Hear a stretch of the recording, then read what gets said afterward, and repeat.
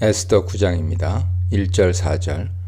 아하수에로 왕 12년 12째 달 13일 주전 473년 2월 3월입니다. 드디어 유다인 신혼의 날이 되었습니다. 이날은 원래 하만의 조서가 실행되는 날이었습니다. 하만은 이미 처형당했으나 그가 첫째 달 13일에 내린 조서는 아직 유효합니다. 그러므로 하만과 같은 유다인의 대적들은 각 지역의 유다인을 제압하길 원했습니다.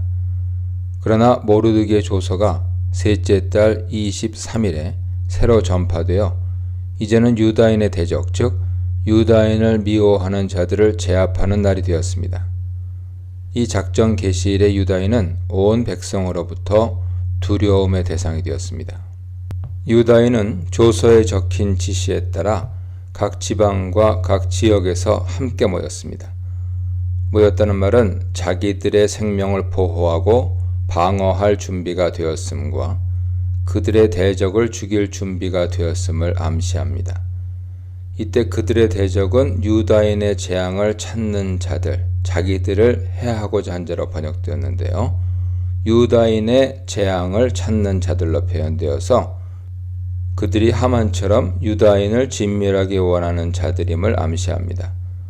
이런 대적들에 맞서려 하는 유다인 앞에 어느 누구도 감히 설 수 없었습니다. 저자는 그 이유를 유다인에 대한 공포가 모든 민족에게 떨어졌기 때문이라고 설명합니다. 이것은 모르드게의 조서가 온 나라에 반포되었을 때 나타난 현상이었습니다. 죽을 운명에 처한 유다인에게 극적 반전 상황이 생긴 것을 페르시아에 거주하는 많은 민족이 목격했습니다. 이로 인해 극심한 두려움이 온 백성에게 임했습니다. 이는 단순히 유다 민족에 대한 두려움이 아니라 유다인 배후에서 일하시는 하나님의 능력과 기적에 대한 두려움과 공포였죠. 이 두려움 때문에 다수의 백성이 유다인 되기를 자청했고 오늘은 이 두려움이 온 백성의 기선을 제압했습니다. 한편 백성에게 유다 민족에 대한 공포가 내렸다면 나라의 관료나 총독 등 지도층에 있는 자들에게는 모르드게 한 사람에 대한 공포가 엄습했습니다. 그래서 그들은 모르드게 편에 서서 유다인을 지지했습니다. 이런 행동은 자신들의 생명과 지위와 권세를 잃지 않기 위한 방편이었을 것입니다. 모르드게는 이제 왕궁에서 막강한 자가 되었죠. 그의 명성이 온 지방에 퍼졌고 그는 점점 더 막강해졌습니다. 5절로 10절입니다. 유다인은 그들을 미워하는 모든 대적을 칼로 쳐서 진멸했습니다.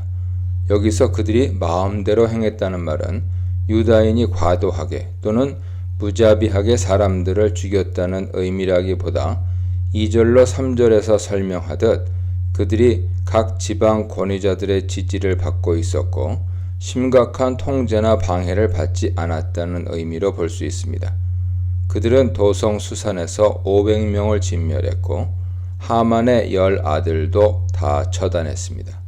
하만은 모르드게와 모든 유다인을 죽이기 위해 제비를 뽑아 날을 정했지만 아이러니하게도 하만은 그날이 돌아오기도 전에 이미 죽임당했습니다. 그리고 유다인 진멸의 날에 하만의 아들들과 그의 무리가 죽임을 당한 것이죠. 하만을 유다인의 대적이라 지칭한 것은 하만이 이 모든 일의 원흉임을 확증하고 하만의 아들들의 처형에 대한 당위성을 보여줍니다. 7절 9절에 하만의 10아들의 이름을 열거한 것은 하만과 긴밀하게 연결된 자들을 확실히 제거했으며 이로 인해 혈통을 통한 보복의 가능성이 끊겼음을 암시합니다. 여기서 유다인이 대적의 소유에 손을 대지 않았다는 사실은 특기할 만합니다.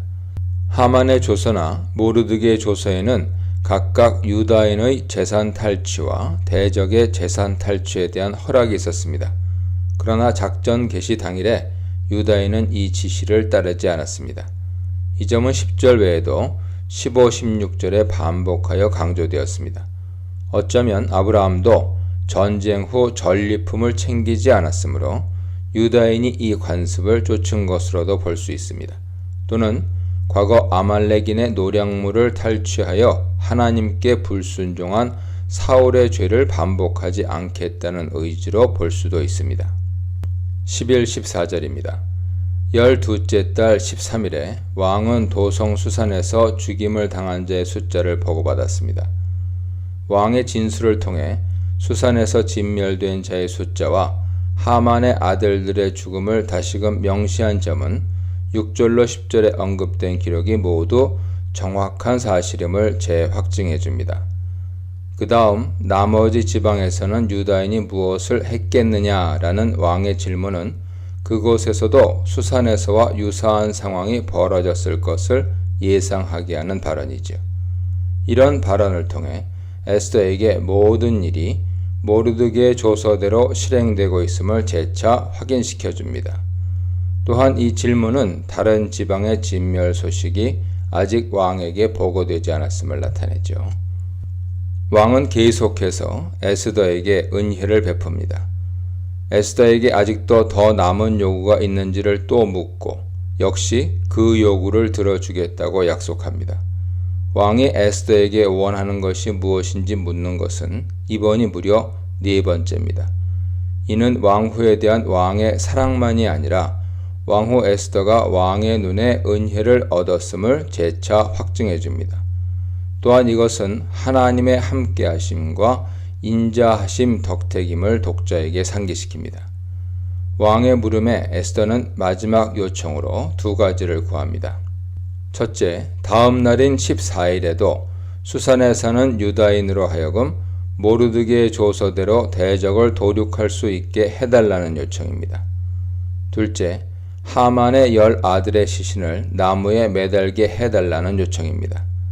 왕은 에스더의 요구를 수락하고 수산의 조서를 반포했습니다.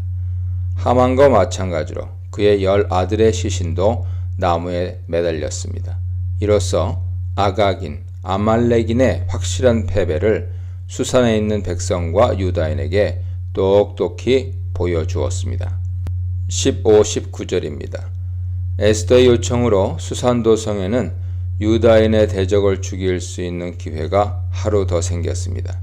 결과적으로 모르드게가 반포한 조서의 실행 과정은 도성 수산에서 그리고 나머지 지방에서 약간 다른 형태로 나타났습니다. 먼저 도성 수산에서는 12째 달 13일과 14일에 도륙이 있었고 15일에는 안식하며 잔치를 열고 즐거움의 날로 삼았습니다. 특히 14일에 수산의 유다인이 모여 300명의 대적을 추가로 죽였습니다.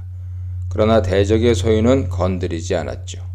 둘째, 수산을 제외한 나머지 지방에서는 13일에만 도륙이 있었고 14일에는 안식하며 잔치를 베풀고 즐겼습니다.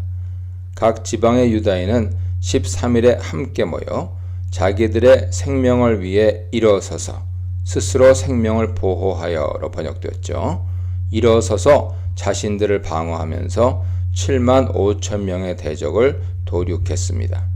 모임, 일어남, 대적의 도륙은 8장 11절의 지시가 그대로 실행되었음을 보여줍니다. 이날도 수산의 유다인과 마찬가지로 대적의 소유는 손대지 않았습니다.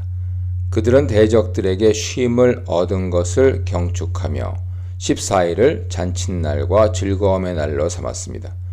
이처럼 2가지 형태로 대적 심판의 날과 안식의 잔칫날이 있었습니다.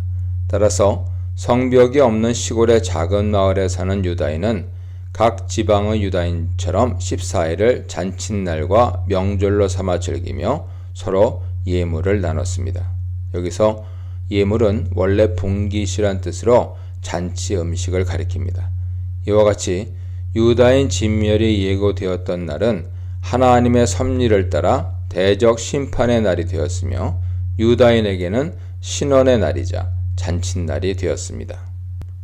하나님의 백성들을 높여준 조서, 하나님의 뜻을 이룬 조서, 하나님의 전쟁이 되게 한 전투에 대해 묵상해 보시기 바랍니다. 20, 22절입니다. 모르드게는 페르시아 각 지방의 모든 유다인에게 첫 번째 편지를 보내어 일어난 일들을 기록하고 불임절을 지키라고 명했습니다. 모르드게가 적은 이 일들은 아마도 1절로 19절에 기록된 12째 달 13일에서 15일의 사건들 또는 24, 26절을 기초로 한 요약 또는 에스더서 대부분의 내용을 가리킨다고 볼 수 있습니다. 앞서 15, 19절에 설명되었듯 도성 수산의 유다인과 나머지 지방에 사는 유다인이 대적에게서 안식을 얻고 잔치를 베푼 날이 각각 아달월 15일과 14일이었으므로 모르드게는 이 두 날을 절기로 확정하여 매년 지킬 것을 지시합니다. 이 두 날을 명절로 삼는 이유는 유다인이 죽음에서 생명의 구원을 얻었기 때문이죠. 유다인의 대적들이 사라짐으로써 유다인에게는 안식이 찾아왔습니다. 유다인은 한때 굵은 배역과 죄를 뒤집어쓰고 애통하고 금식하며 애곡의식에 동참했으나 이제는 대적들을 처단했으므로 슬픔이 기쁨으로 뒤집혔고 애곡의 날이 명절, 길한 날로 뒤집혔습니다. 이와 같은 반전과 기적은 하나님의 섭리와 그분의 보이지 않는 선한 손이 함께 했기에 가능했습니다. 모르드게는 매년 불임절에 선물을 서로 주도록 권면하고 가난한 자들에게도 선물을 주라는 지시를 덧붙입니다. 이는 어느 누구든 경제적인 이유로 누락되는 일이 없기를 바라는 의미에서였습니다. 하나님도 이스라엘에게 절기를 지킬 때 자기 가족만이 아니라 노비, 레위인, 객, 고아, 과부와 함께 즐거워하라고 명하시며 모두가 절기의 기쁨을 함께 누리길 바라셨습니다. 23, 28절입니다. 불임절은 이미 시작되었고 이제 모르드게가 첫 번째 편지를 보내자 유다인은 이 절기를 공식적인 명절로 받아들였습니다.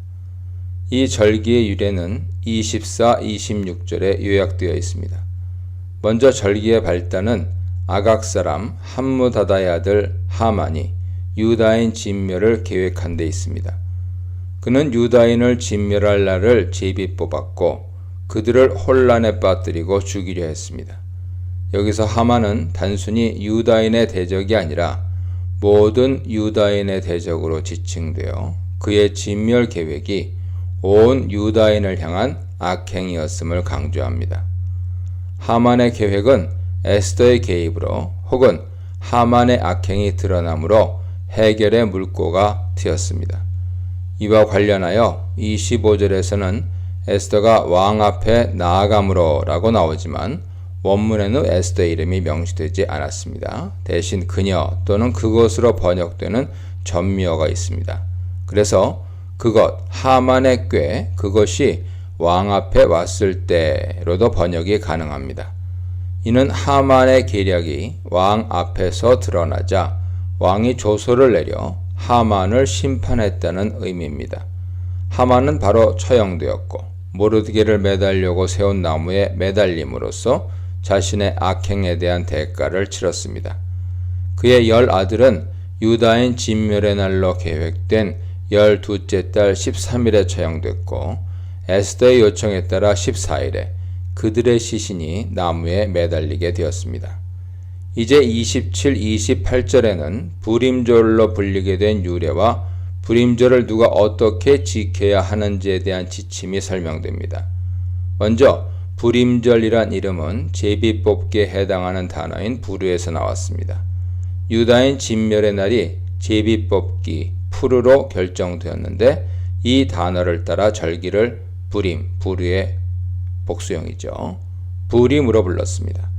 유다인은 자신들이 직접 자기들 앞에 닥친 일을 경험했고 이제 모르드게 편지까지 받아보았으므로 불임절을 절기로 제정하고 받아들였습니다. 유다인이 제정한 이 불임절은 그에 관한 기록과 정해놓은 시기를 따라 자기들만이 아니라 그들의 자손들과 유다인으로 귀화한 자들도 모두 지켜야 하는 절기로 삼게 되었습니다. 각 지방, 각 집마다 유다인은 두 날의 불임절을 기억하여 죽음에서 구원을 얻은 그날을 대대로 기념해야 하고 중단해서는 안 됩니다. 27, 28절에서 불임절 기념과 이 절기의 폐지 금지를 강조하는 이유는 22절에 설명된 대로 유다인이 죽음의 위협에서 죽음이 아닌 생명과 안식을 얻었기 때문입니다. 종말에 영생과 영원한 잔치의 불임절을 경험하게 될 때 성도에게는 그 기쁨이 얼마나 클까요? 29절로 32절입니다. 불임절 제정에 대한 모르드게의 첫 편지 후 두 번째 편지가 기록되어 불임절 제정을 재차 확정합니다. 글, 편지, 책과 같은 단어가 9장 20절로 32절에 자주 언급되는 것은 그만큼 불임절 제정이 공식적으로 이루어졌음을 부각시킵니다. 이번 편지는 에스더 혼자 썼거나 에스더 주도하에 모르드게가 함께 쓴 것으로 이해됩니다. 이 편지는 왕후 에스더와 유다인 모르드게의 모든 권한으로 기록되었습니다. 특히 이 단락에서는 왕후 에스더의 이름이 3번 반복되었는데 이는 불임절 제정을 확정하는 데 있어 왕후의 적극적인 개입이 있었음을 보여주며 불임절의 권위를 증진합니다. 이 두 번째 편지는 화평과 진실한 말로 기록되었으며 이는 불임절 제정의 진정성을 나타냅니다. 이때 31절에서 언급하는 금식과 부르짖음은 불임절 때 지켜야 하는 사항이 아닙니다. 금식과 애통의 절기처럼 이제 불임절도 정한 기한에 절기로 지키도록 확정해야 한다는 뜻이죠. 에스더는 불임절을 승인했으며 이 사실은 책에 기록되어 공식화되었습니다. 즐거워하며 구제하는 불임절, 자원함으로 지켜야 하는 불임절, 아하수에로의 나라에 번성을 주신 하나님에 대해 묵상해 보시기 바랍니다.